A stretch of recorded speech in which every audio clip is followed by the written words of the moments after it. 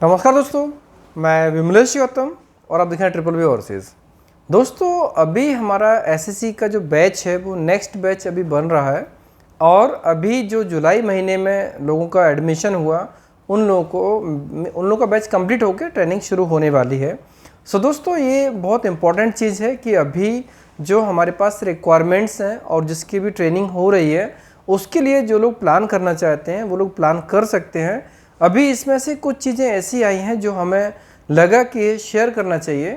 जैसे अभी जो ट्रेड होती है, ट्रेड में वैसे जो ट्रेड ऑब्वियसली जब हम टेस्ट देंगे तो हमें किसी न किसी फील्ड के ऊपर वर्क करके उसके ऊपर ही हमें टेस्ट देना होता है, प्रैक्टिकली काम करके, और जो थ्योरी होती है उसके हिसाब से काम करके उसका हमें प्रॉपर फेस करना होता है। क्वेश्चंस जो होते हैं या फिर जो टेस्ट सामने होता है वो दोनों चीज़ें करनी पड़ती हैं। अब यहाँ पर जो भी एसएससी है, स्किल एवल्यूशन सर्टिफिकेट है ना, इसमें एक प्रकार से कहा जाए ये टोटल कंस्ट्रक्शन वर्कर के लिए होता है।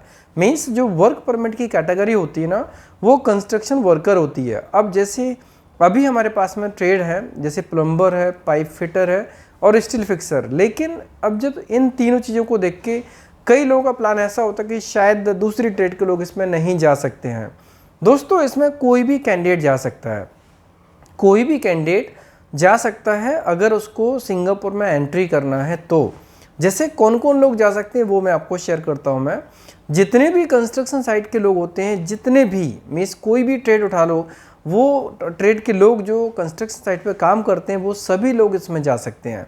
जैसे इलेक्ट्रीशियन हुआ, प्लम्बर हुआ, फिटर हुआ, कारपेंटर हुआ, मैसन हुआ, जो भी जितने भी ट्रेड होते हैं एक कंस्ट्रक्शन साइट पर काम करने वाले सभी लोग इसमें जा सकते हैं। टेक्नीशियन हुआ, एक प्रकार से कहा जाए कि ये जो सर्टिफिकेट है ये एक एंट्री पास है। इसके अलावा जैसे सिविल इंजीनियर है, सिविल सुपरवाइज़र है, जो भी कैंडिडेट्स हैं जिनको कंस्ट्रक्शन फील्ड में काम करना है और वो किसी भी स्ट्रीम से हो, वो लोग इसमें ट्रेनिंग के माध्यम से जा सकते हैं। उनके पास में सर्टिफिकेट होगा, उसके बाद वहाँ पर वो काम कर सकते हैं। अगर आपको याद हो, पहले हमने एक वीडियो डाला था जिसमें सिविल इंजीनियर की रिक्वायरमेंट थी, लेकिन हमें जो रिक्वायरमेंट थी सर्टिफिकेट की, सर्टिफिकेट होने के बाद ही उनका हो सकता है। अब जैसे मान लीजिए कोई कैंडिडेट है जो सिविल इंजीनियर है, लेकिन अगर उसके पास में सर्टिफिकेट नहीं है तो सिंगापुर में एंट्री नहीं कर पाएगा और डायरेक्ट उसका सिलेक्शन होने वाला नहीं है तो सिंगापुर में एंट्री नहीं कर पाएगा, तो सिविल इंजीनियर में करियर कैसे बनाएगा।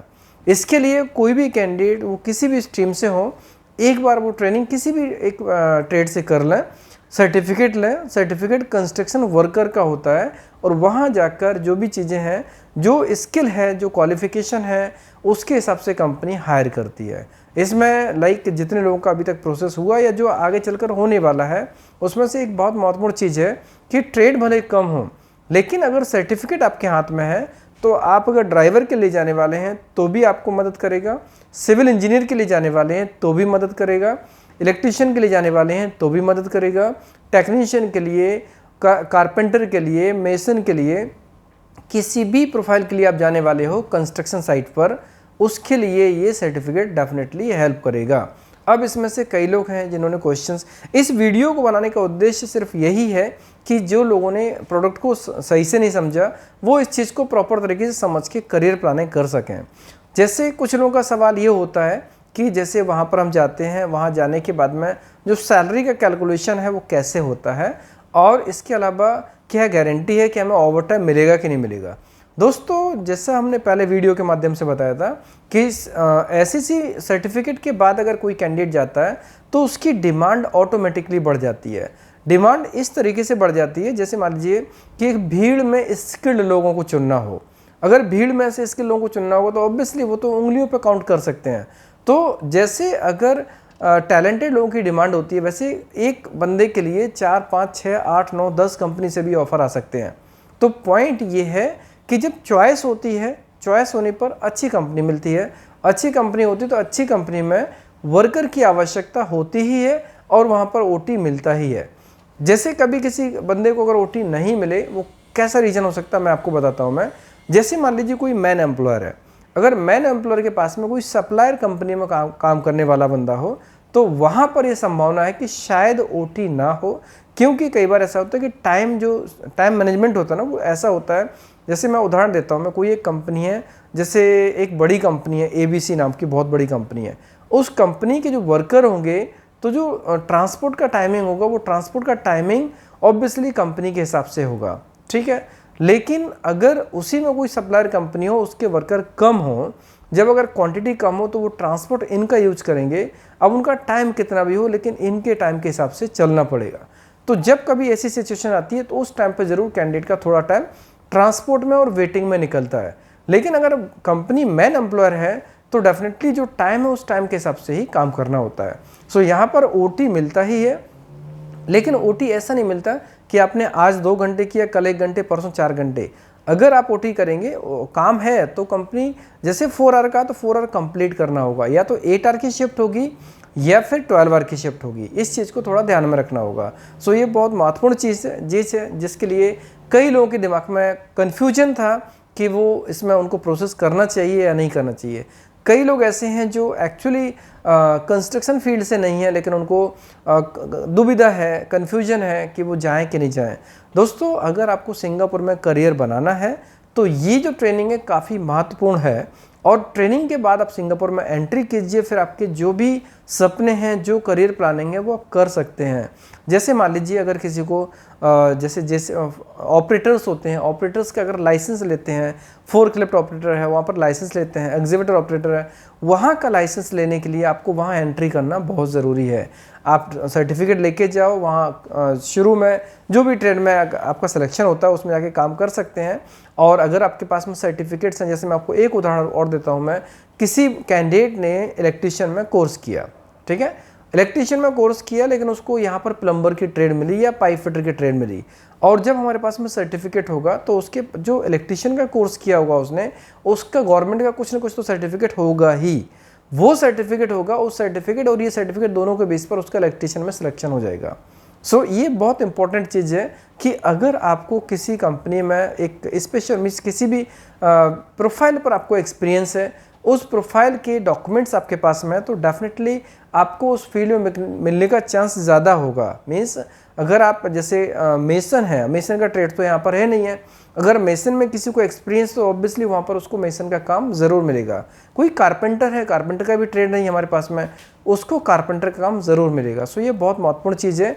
कोई भी कैंडिडेट जो सिंगापुर जाना चाहते हैं, वो किसी भी माध्यम से जाना चाहते हैं, या तो वो कंस्ट्रक्शन वर्कर के रूप में ही काम करना चाहते हैं जो ट्रेड दी गई उसमें, पहला। दूसरा, अगर वो इन 3 ट्रेड के अलावा भी और किसी ट्रेड में काम करना चाहते हैं, चाहे वो इलेक्ट्रीशियन हो या कारपेंटर हो या वेल्डर हो या फिर मेसन हो, किसी भी प्रोफाइल में करना चाहते हैं, वो भी सर्टिफिकेट लेके काम कर सकते हैं, और वहाँ जाके उनको जॉब उनके हिसाब से मिल जाएगी। ये हो गया सेकंड पॉइंट। थर्ड पॉइंट, जो सिविल इंजीनियर हो, साइट इंचार्ज हो, सिविल सुपरवाइजर, फोरमैन, कोई भी हो, सिविल प्रोफाइल से हो, वो लोग भी इसमें आ सकते हैं। 3 नंबर का पॉइंट हो गया। इसके अलावा चौथा पॉइंट ये कि जो ड्राइवर के रूप में जाना चाहते हैं वो लोग भी यहाँ पर सर्टिफिकेट लेके सिंगापुर में एंट्री करें, एंट्री करने के बाद वहाँ पर अपना लाइसेंस बनवाएं, उसके बाद वो ड्राइविंग का काम कर सकते हैं। और 5वां पॉइंट है, जो लोग एस पास के लिए जाना चाहते हैं वो लोग भी ऐसा कर सकते हैं कि ट्रेनिंग कंप्लीट करें, वहाँ एंट्री करें, वहाँ पर एंट्री फिर किसी भी एक प्रोफाइल में जाके कर सकते हैं, और 2 साल वहाँ पे काम करते हैं, उसके बाद वहाँ पर उनको एस पास की अपॉर्चुनिटी मिल सकती है। 1 साल के बाद भी ट्राई कर सकते हैं, लेकिन कॉन्ट्रैक्ट के बाद तो उनको मिलने के चांसेस पूरे हो जाएंगे। सो यहाँ पर एक उद्देश्य नहीं है, कई उद्देश्यों के लोगों को इसमें जाने का मौका मिल सकता है, और यहाँ जाने से उनको डेफिनेटली फ़ायदा होने वाला है, क्योंकि अगर वो सिंगापुर में करियर बनाना चाहते हैं तो उनको सिंगापुर में एंट्री तो करना होगा, और एंट्री करने का सबसे बेहतरीन तरीका है वो SEC ट्रेनिंग है। दोस्तों, आपके नॉलेज के लिए मैं आपको बताऊं कि जैसे कुछ लोग बोलते हैं कि हमारा तुरंत हो जाना चाहिए, अभी अप्लाई करें तो अभी भी वीज़ा हो जाना चाहिए। दोस्तों, PCM कैटेगरी का वीज़ा, उसकी क्वांटिटी कम आती है, रेयर आती है। अगर हमारे पास में जो PCM की जो रिक्वायरमेंट है, जैसे जितनी रिक्वायरमेंट होगी हम उसके हिसाब से काम कर सकते हैं। अगर हमारे पास में कोटा नहीं होगा तो नहीं कर पाएंगे, है तो कर पाएंगे, लेकिन SEC ट्रेनिंग हमारे पास रेगुलर रहने वाली है, एवरी टाइम रहने वाली है, और हमारे पास में 600 की रिक्वायरमेंट में अभी हार्डली 40 के आसपास क्लोज होने की चांसेस हैं, अभी होने वाले हैं। तो अभी 600 में से अगर हम 40 निकालते भी हैं तो भी ये मान लीजिए 560 जैसा तो अभी फिर भी हमारे पास रिक्वायरमेंट्स हैं, और रिक्वायरमेंट और भी जनरेट हो सकती हैं अगर हमारे पास में और भी कैंडिडेट्स होंगे तो रिक्वायरमेंट के लिए कोई टेंशन नहीं है। ये कोटा हमारे पास में परमानेंट रहेगा, एवरी मंथ हमारे पास में रिक्वायरमेंट्स रहेगी। और अभी हम ट्रेनिंग के लिए जो बैच तैयार करेंगे, नेक्स्ट बैच की क्लोजिंग रहेगी 5 तारीख, 5 अगस्त को कंप्लीट हो जाएगा। 5 अगस्त तक जितने लोग हमारे होते हैं उन सभी को मैं नेक्स्ट बैच में पुट करूंगा। उसके बाद वाला बैच डिपेंड करता है 5 के कितने नंबर क्लोज होते हैं उसके हिसाब से, क्योंकि जैसा मैंने वीडियो के माध्यम से शेयर किया था कि हमारे पास 31 जुलाई तक अनलिमिटेड कोटा था, लेकिन अब लिमिटेड कोटा हो गया। अभी हमारे पास में अप्रोक्सीमेटली 30 लोगों का कोटा रहेगा पर मंथ का, 30 लोगों का कोटा पर मंथ का रहेगा। अब उसमें से जैसे हमारे पास जो नंबर्स आएंगे उसके हिसाब से हमें क्लोजिंग करनी होगी। उसमें हम लास्ट मोमेंट का वेट नहीं कर सकते हैं, क्योंकि इसमें नंबर बहुत ज़्यादा नहीं है, 30 नंबर बहुत ही कम नंबर है। 30 नंबर को क्लोज करने के लिए बहुत ही सिंपल है कि जो हमारे पास में पहले आएगा FIFO सिस्टम से उसका काम हो जाएगा। और अभी जो नॉर्मल जो टाइम लगने वाला है ऐसी ट्रेनिंग में, वो 2 मंथ्स की ट्रेनिंग है। उसके बाद में टेस्ट है, उसके बाद में सर्टिफिकेट है। सर्टिफिकेट आप हमें जैसे शेयर करते हैं उसके विदिन 1 से 2 वीक के अंदर हम आपको वीज़ा दे देंगे।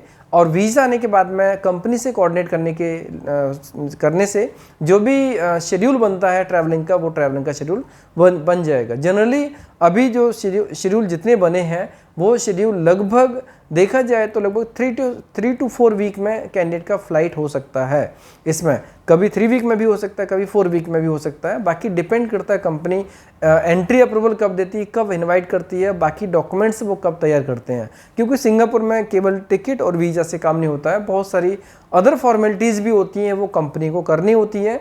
और वो कंपनी जो भी फॉर्मेलिटीज़ हैं वो कंप्लीट करने के बाद शेड्यूल प्लान करते हैं। सो टेंटेटिवली मान के चल सकते हैं वीज़ा अप्रूव होने के विदिन 2 to 4 वीक के अंदर कैंडिडेट का फ्लाई हो सकता है। जनरली कुछ क्लाइंट विदिन 10 डेज भी बुला लेते हैं, जो कि अभी लास्ट में उदाहरण हुआ था। सो दोस्तों, इसमें ऐसा नहीं है कि मतलब अगर SSC ट्रेनिंग के बाद अगर IP लेटर आया उसके बाद किसी कैंडिडेट को 2 महीना 3 महीने का इंतजार करना पड़े, बिल्कुल भी नहीं। SSC ट्रेनिंग में क्लाइंट की रिक्वायरमेंट ज़्यादा होती है, वो चाहते हैं कि कैंडिडेट हमारे पास एज सुन एज पॉसिबल आए। तो जब एज सुन एज पॉसिबल आने की उम्मीद टारगेट होगा तो वो भी ट्राई करेंगे कि ये कैंडिडेट 1 वीक में निकल जाए या 2 वीक में निकल जाए। जैसे आपने कुछ दिन पहले उदाहरण देखा होगा, 10 दिन के अंदर फ्लाइट हुआ था।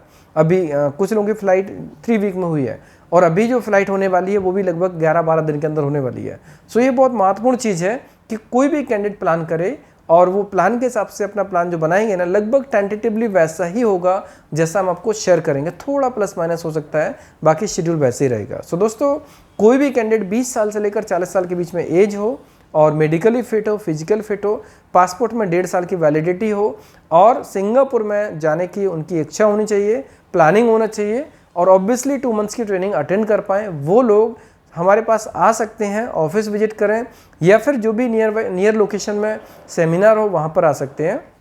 हमारे पास में जैसे जैसा बैच का कोटा होगा हम उस हिसाब से आपका प्रोसेस कर सकते हैं। और इसमें जो भी कैंडिडेट्स अप्लाई करने वाले हैं वो ऑफिस जल्द से जल्द विजिट करें, क्योंकि अभी जो हम बैच बनाने वाले हैं वो 5 तक बनाने में 5 अगस्त तक हम उसको क्लोज करेंगे। और उसके बाद जो नेक्स्ट शेड्यूल होगा वो हम आपको वीडियो के माध्यम से ज़रूर अपडेट करेंगे। दोस्तों, रिक्वायरमेंट कंटिन्यू चलते रहेंगे, लेकिन हमें टारगेट होकर बैच वैसे बनाने होंगे जिसके हिसाब से लोग वहाँ पर आ सकते हैं। और यहाँ पर एक मैं आपको इंपॉर्टेंट चीज़ बताता हूँ मैं, कि जब भी कोई ट्रेनिंग की बात सोचते हैं तो सोचते हैं वहाँ पर रहने का कैसे होगा, खाने का कैसे होगा। दोस्तों, वहाँ पर एक कॉमन जो प्रोसीजर है वो सबके लिए खाने का रहने का अरेंजमेंट है, ठीक है। और इसमें से जो 2 मंथ्स के लिए ट्रेनिंग होती है, जब अगर ट्रेनिंग सेंटर के अकोमोडेशन में रहते हैं तो बहुत टाइम बच जाता है, टाइम वेस्ट नहीं होता है और सारी चीज़ें मैनेज हो जाती हैं। उनका जो टोटल एक्सपेंस आता है ना, वो टोटल एक्सपेंस उसी में इंक्लूडेड होता है। और जो सर्विस चार्जेस के अंदर सब कुछ शामिल होता है, जिसमें ट्रेनिंग भी शामिल हो गई, ट्रेनिंग के टाइम पर रहना खाना भी शामिल हो गया, वीज़ा की प्रोसेस हो गई, टिकट की प्रोसीजर हो गई, जो भी फॉर्मेलिटीज हर चीज़ की कंप्लीट प्रोसीजर इसमें हो जाती है। तो उसमें कैंडिडेट को अलग से कुछ भी करने की आवश्यकता नहीं पड़ती है। दोस्तों, SSC ट्रेनिंग रियली बहुत इंपॉर्टेंट है। जो लोग प्लान करना चाहते हैं, अगर उनको कुछ कन्फ्यूजन है, कुछ क्वायरीज हों, तो डेफिनेटली ऑफिस विजिट कर सकते हैं, अप्लाई कर सकते हैं। यहाँ पर एक और मैसेज है कि अभी हमारे पास में जो एप्लीकेशंस हुए, जैसा मैंने पहले बताया था कि हमें 10% लोगों का रेशियो मेंटेन करना है, कि यूपी, बिहार, बंगाल से 10% और रेस्ट ऑफ इंडिया से 90% लोग लेना है, तो अभी यूपी बिहार बंगाल के 10% हमारे पास हो चुके हैं। अभी दूसरे बैच के लिए भी ऑलरेडी 10% हो गए, जो 5th को क्लोज करने वाला हूँ मैं। तो इसमें तो हो गया, उसके नेक्स्ट होगा, उसमें हम देख सकते हैं। फिलहाल अभी जो नेक्स्ट बैच 5th को क्लोज होने वाला है और उसका डेट हम बहुत जल्दी उसमें अनाउंस करेंगे। तो ये लगभग 2 to 5 डेज़ के अंदर शुरू हो जाएगा, लगभग 1 वीक के अंदर। तो पॉइंट है कि उसकी क्लोजिंग रहेगी वो 5th को रहेगी, उसमें भी जो यूपी बिहार बंगाल का कोटा है वो क्लोज हो चुका है। अब नेक्स्ट के लिए हम प्लान करेंगे, जो भी हमारे पास कोटा होगा उसके हिसाब से हम कैंडिडेट्स को ले सकते हैं। फिलहाल 3 स्टेट को छोड़कर बाकी रेस्ट ऑफ इंडिया के लोग हमारे पास इसमें आ सकते हैं, क्योंकि अभी रिक्वायरमेंट हमारे पास है, बैच में अभी जगह खाली है और हमारे पास में अभी 3 दिन का टाइम है। आज 2 अगस्त है, 5 अगस्त तक हम इसको क्लोज कर देंगे। सो दोस्तों, वीडियो कैसा लगा, पसंद आया तो लाइक कीजिए, कमेंट्स कीजिए, शेयर कीजिए। हमारे वीडियोस को लगातार देखने के लिए चैनल को सब्सक्राइब कीजिए, घंटी वाला ऑप्शन जरूर दबाएं, जैसे कि आपको आने वाले सारे वीडियोस के नोटिफिकेशन सबसे पहले मिलेंगे। धन्यवाद।